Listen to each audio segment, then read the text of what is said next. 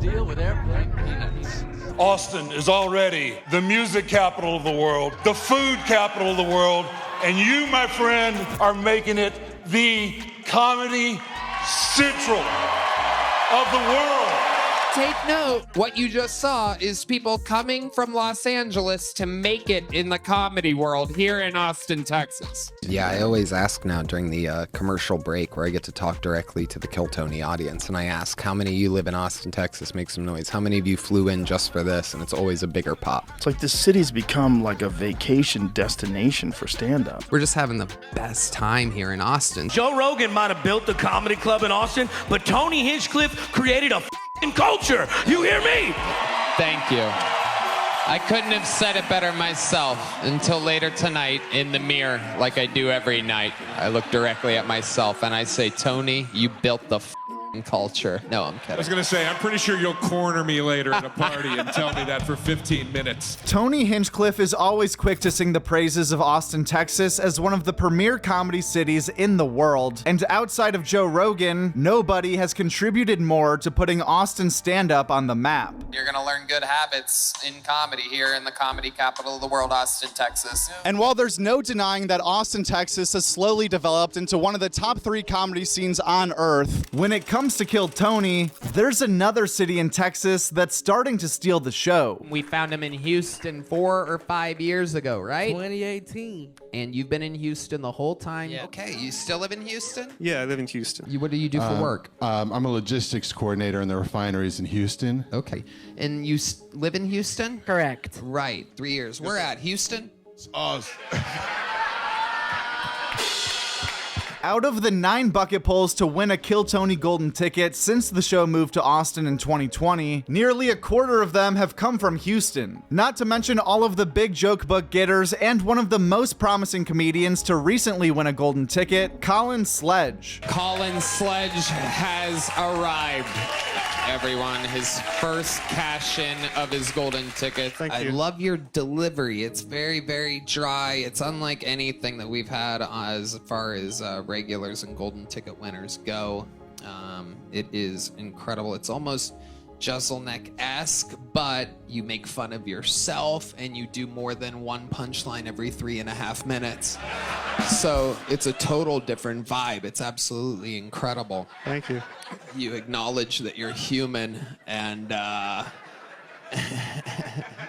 and you make fun of yourself sometimes and real things, not just made up characters.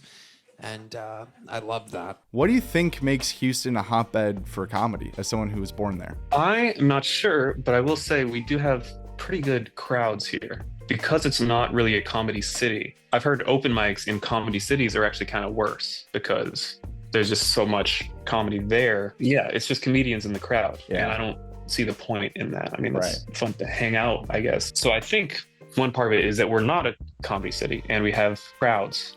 And I think that is worth something. There was one time I went to sign up for Kill Tony and we were a little bit late. So we didn't sign up, but we just did some open mics in Austin. And that was cool. I got to meet some people and see the sort of differences in the scene. And one guy came up at East Austin Comedy Club named Grant Wheeler. Yeah. And he's a Houston guy that moved to Austin. He actually heard me in the next room talking about Houston. I said something in my set and he came and introduced himself. And then a few weeks later, he was back in Houston at Axelrad. We do a minute mic at the Riot now too. And I was the first person ever eliminated from the new Riot minute mic. So, I have bad nights and Grant was there. A lot of Austin comics you see in Houston and a lot of Houston comics you just see in Austin. There is a lot of sort of interconnectedness in the two scenes. Do you think that Houston is almost breeding Kill Tony killers on purpose, or were those minute mics around when you originally started before Kill Tony was in Texas? I have no idea the origin of the minute mic. Jeff Joe runs them. He got second place in the tournament. He beat me and I will never forgive him, but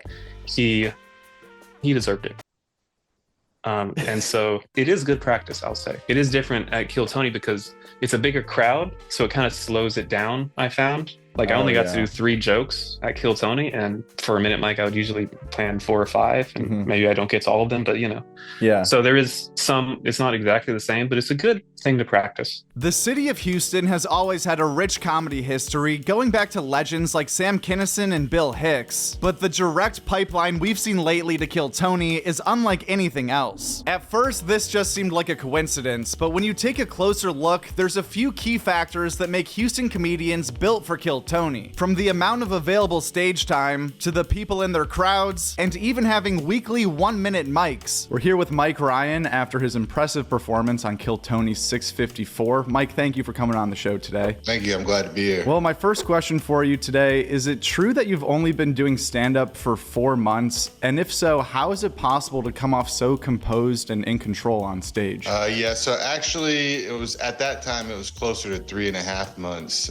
Here in Houston, we have a really, really good comedy scene. The way I describe it is that Austin has it going on, but Houston's where it's at. As far as developing as a comedian, I mean, I could hit 4 open mics in a night if I wanted to, and that's every night of the week. The Secret Group is kind of my home base, comedy club. They have comedy every single night, open mics 5 nights a week. Axelrad for Punchline, it's hosted by Jeff Joe. That's actually a 1-minute mic that's competition based. Going to that every week really gave me the ability to hone in those 1-minute jokes. It's not just Kill Tony talent coming out of Houston, however. From the Secret Group to the surplus of stage time, Houston is a sleeping giant in the comedy game that's been developing top-tier comics long before the new scene in Austin. But the rising profile of the state's capital when it comes to stand-up comedy is starting to blow the lid off Houston's hidden talent even more. In Texas, the powerhouse of stand-up is Houston, then Dallas, then San Antonio. Oh, really? So you'd say Austin's... Who's out of Austin besides Bryson Brown? Is Ron White from Austin? Or Houston? Houston. That's funny. All right. We have a long history of stand-up in Houston. Love Austin. They are young cousins, but if they think that people coming from LA to Austin makes Austin a powerhouse in comedy, shit, I'll be down. Yeah. Yeah, that's true. I'll be down. I'm like, that's true.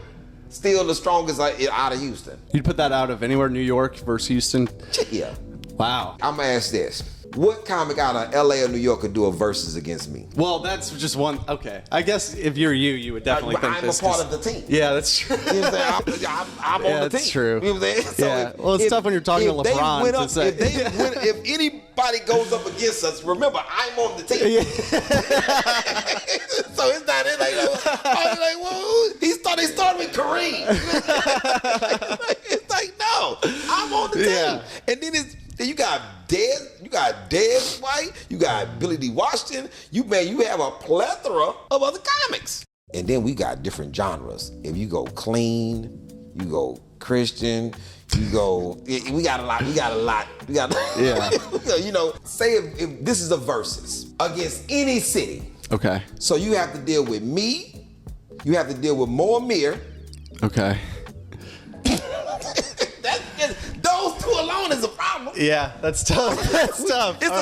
It's a tough way to go. Houston needs a lot more respect, I feel like. Exactly. Yeah. And with Houston nearby continuing to produce elite comedy talent and Austin always luring in comedians from all over the world, it feels similar to how New York City built a reputation as the comedy mecca by attracting all of the funniest people from surrounding East Coast cities like Boston and Philadelphia, who moved there to work in the famous clubs and eventually just became known as New York City comics. Right now, so many comedians from big cities like Houston, Dallas, and San Antonio are all making the pilgrimage to Austin every single Monday night for a shot at getting on Kill Tony or hitting up some of the consolation mics after. And with the steady stream of comics still coming in from other states, Austin has the infrastructure to sustain the already impressive scene built over the last 5 years. And in 5 more years, it would be super cool to see a unique style develop out of Texas due to those 1-minute mics in Houston and everyone preparing for Kill Tony in Austin. Austin. If this keeps going, maybe one day we'll be talking about Austin comics structuring their sets in 1-minute chunks, the same way that people discuss the particular styles that came out of LA and New York. I think that every place has, if you were playing an RPG, every city has a thing. Right. It's like the thing that makes it special and the thing that gives you almost like bonuses if you start there, you know, like if this was a Dungeons and Dragons, like Chicago would make you as weird as possible to a certain degree. Like I kind of credit my stories and storytelling with the ability of Chicago audience to just like sit and listen. Interesting. Yeah, I think that LA gives you more character in a way. Like you'll see LA stand-ups get up there and they'll do like a whole act out that's long, like for long. And then New York makes you punchy. Because like now living in New York, I was never someone's like first plan to go out. Like you can see on their face that they wanted to be at Hamilton. like it's happening in the moment I'm getting up there and I'll be like, I don't know, I'll be at a club and I'm like, man, you know, computers are weird. And I could just see like a dad's face with his family. He didn't buy the tickets in time, so they hate him. And now it's like you're trying to be funnier than that. So then New York makes you like punchy. Throwing everything at you all the time, you know. I feel like in Austin, like we're in Austin right now, and Austin has a like almost I don't know how to say this in any other way except like an intensity to it. There's like like Austin comics have this like intensity to everything that they're saying. Not to say they're yelling, but they're just like they're very much like I'll die on this hill, but it'll be a hill that's like not even that crazy, right? It's like I'll go toe to toe. I don't care. Yeah, it's like all right, wow, geez, that's a lot. Like I thought New Yorkers were intense, but yeah, there's something about Austin comics, at least that I've met, that are very, very funny. Yeah, but one of the things that makes them so funny to me is that they bring like a level of intensity to every bit. Like it's their mantra, whatever they're saying. They could be riffing, and they're still like, I'll die. Yeah, I've never heard that, but that makes so much sense. It may because no one's actually they all just got here, so they're like, Austin's the best. Like they're just like repping, you know, their opinions like that. I bet you some of it is that though. It's like, so a lot of people are moving to Austin, and I think Austin is becoming a place of comics hyping each other up. And then that's what happens. You get us in like a group together where everyone's just like, yeah, go further. See what happens. It's like, and so then you just up.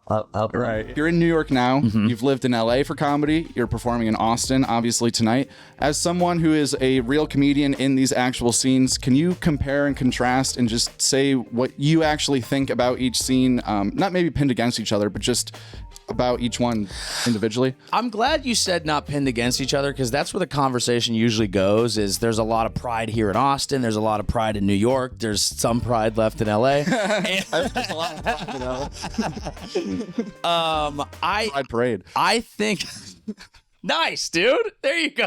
I didn't even catch that. No wonder the mics are pink. But guest spots from last week. The Joe Rogan Experience sat down with Burt Kreischer, Josh Waitskin, Chris Williamson, and a fight companion. Adam Ray and Rich Voss were on Kill Tony. Sam Talent was on You Be Trippin'. Andrew Schultz went on The Tim Dillon Show. Matt and Shane's Secret Podcast had on Nate Marshall. Tom Green stopped by Burtcast. Burt Kreischer visited Tiger Belly. Two Bears One Cave uploaded a live episode from South by Southwest. Robert Smeagol stopped by We Might Be Drunk. Bobby Kelly and Paul Verzi were on Being Ian with Jordan. Sean Donnelly and Dan St. Germain stopped by The Lewis and Zach Show. Mark Cuban came on Your Mom's House. Bad Friends had on Dave Blunts. Maddie Smith appeared on The Tim Butterly Show. Andrew Dice Clay was on Whiskey Ginger. And the Cumtown reunion happened on Stavi's World. Adam Friedland might be here. He's actually in the living room taking a call. Oh shit, Eldest with the big guns right off the top, dude. Eldest got the classic guitar riff. That's probably gonna like cause an issue with somebody. They're gonna hear that and they're gonna just pull over. It'd be like falling down. Yeah, they're gonna start crying. They're gonna remember they're gonna come being out and 18 and their life being like horrible, but like having a great time. Yeah. I can't imagine all the people out there who would slit my throat to be sitting in this chair right now. Do you ever get like people after shows? Like I mean, the people that are like, man, Cumtown really helped me through a hard time, and then I'm pretty universally. I'll say to them like, well, I hope things are going better now. Yeah, 50% of the time. Well, no. Chelsea Handler visited this past weekend with Theo Von. Chelsea also broke bread with Tom Papa. That Mexican OT was on the Fatfish podcast. Story Wars was a battle between Aaron Berg, Naeem Ali, and Rich Voss. Jarv was the guest on Sagday to Pod. Matthew Broussard stopped by the Madhouse with Maddie Smith. Fitzdog Radio featured Trey Crowder. Danny Brown stopped by The Solid Show. The Duncan Trussell Family Hour had on David Nickturn. You Know What Dude featured Greg Stone and Anthony DeVito. History Hyenas had on Pac-Man Jones. Jesse Johnson took a ride on the Harland Highway. Annie Letterman sat on the couch with Soder. The Legion of Skanks welcomed Kevin Hart and Mike Figs. Mateo Lane and Nick Smith both made appearances on Jim Norton Can't Save You. Jim Norton was the guest on Durag and the Deer Tag. Lemaire Lee and Sean Gardini went on First Date. Joe Coy did stuff with Howie Mandel. And Philip Bowen visited the Honeydew. As far as new stand-up comedy specials that are either out right now or coming out soon, Ali Sadiq, My Two Sons is out on Moment.co. Bill Burr, Drop Dead Years is out on Hulu. Trey Crowder, Trash Daddy is out on 800 Pound Gorilla. And out on Netflix is Burt Kreischer, Lucky, Chelsea Handler, The Feeling, and Andrew Schultz, Life. We also have a few specials that are in the works right now, but will be coming out soon. Starting off with Nimesh Patel, Instant Karma, which comes out on Netflix April 1st. 1 week later on April 7th, Kill Tony's first of 3 Netflix episodes will also premiere on the platform, which you can learn more about by watching our video from last week that'll be on the end screen in a few moments. This is an extra special edition of Kill Tony because all the executives and owners of Netflix are here, so... Oh, Netflix gets booed? Oh, all right. Well, there's also executives from YouTube here.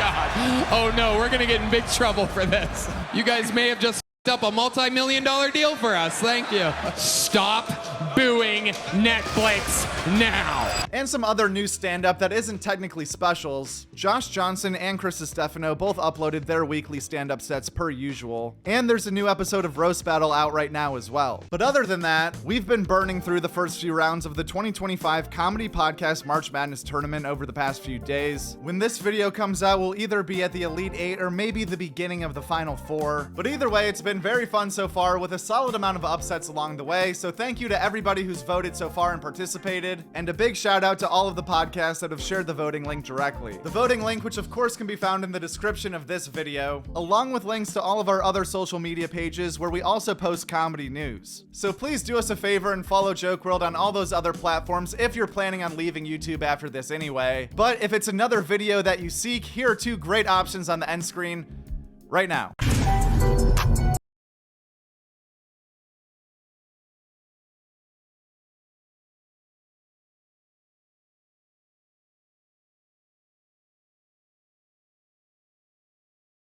Check it out.